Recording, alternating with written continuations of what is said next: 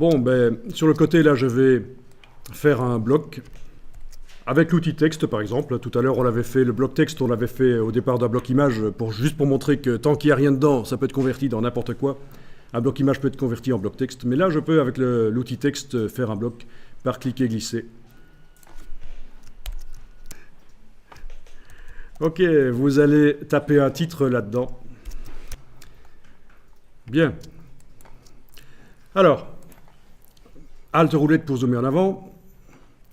Quand vous êtes avec l'outil texte dans un bloc, la touche Alt, c'est le raccourci de la main. Bien sûr, vous n'allez pas, à chaque fois que vous voulez bouger le document sur l'écran, aller activer la main. Ça, il vaut mieux utiliser le raccourci. Le raccourci de la main, normalement, c'est la barre d'espacement, mais sauf quand on est en train de travailler avec l'outil texte dans un bloc, c'est la touche Alt. Ça vous permet de bouger l'élément là sur la page. D'accord ?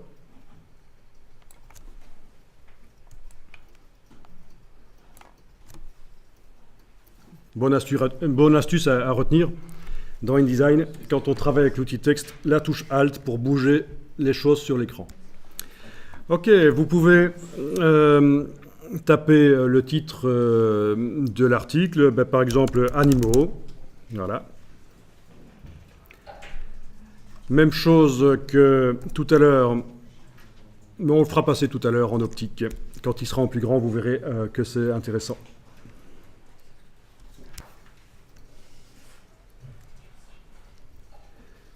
Bien.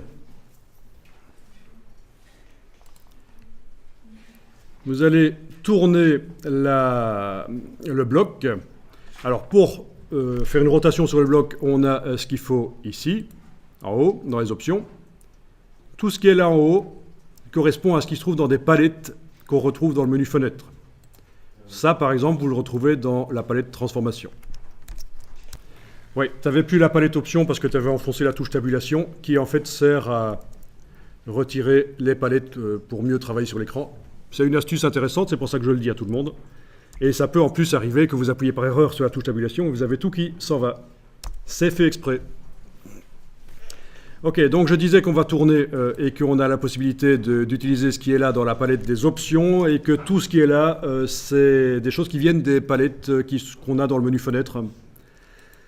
Donc, pas d'inquiétude, InDesign est quand même un peu moins compliqué qu'il n'en a l'air parce qu'en fait, il y a souvent, à différents endroits, la même chose présentée différemment.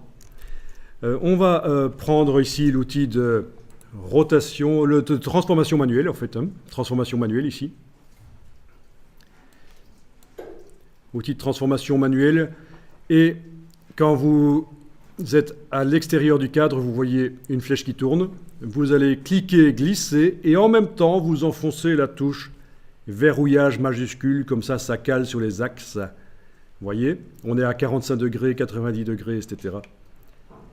Donc, ce qu'il me faut, c'est que ce soit comme ça. Le mot est comme ça, en bas à gauche du cadre. Et vous lâchez le bouton de la souris, puis la touche majuscule, et vous avez un cadre qui est tourné à 90 degrés, comme on l'indique là. Voilà.